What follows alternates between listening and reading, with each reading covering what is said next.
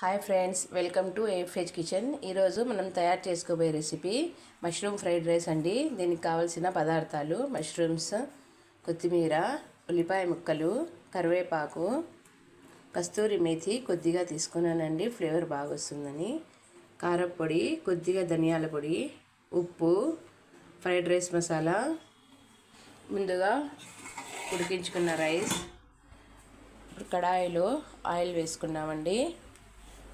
Oil వేడైందండి. ఇందులోకి ఉల్లిపాయ ముక్కల్ని వేస్తున్నాను. కస్తూరి మేథి కూడా వేస్తున్నానండి.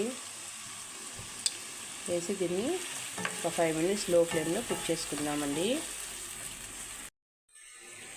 లైట్గా కుక్ అయ్యాయండి. ఇందులోకి సాల్ట్ వేసుకుందామండి.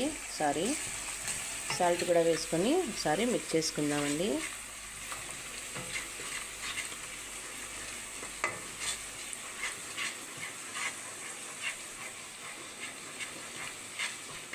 ఇప్పుడు ఇందులోకి కరివేపాకు వేసుకుందామండి.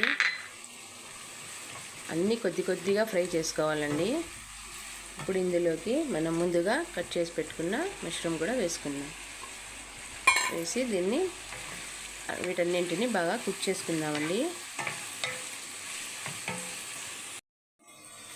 మష్రూమ్స్ బాగా కుక్ అయ్యాయండి. ఇప్పుడు ఇందులోకి కారపొడి, కొద్దిగా ధనియాల పొడి కూడా వేసుకుందామండి. అలాగే ఫ్రైడ్ రైస్ మసాలా కూడా వేసుకుందాం. వేసి దీన్నన్నింటినీ బాగా మిక్స్ చేసుకుందాం. చూడండి, ఫైనల్లీ ఇది కుక్ అయిపోయిందండి. ఆల్మోస్ట్ ఆయిల్ పైకి వచ్చింది. ఇప్పుడు ఇందులోకి కొత్తిమీర వేసుకుందాం. వేసి దీన్ని కూడా మిక్స్ చేసుకుందాం.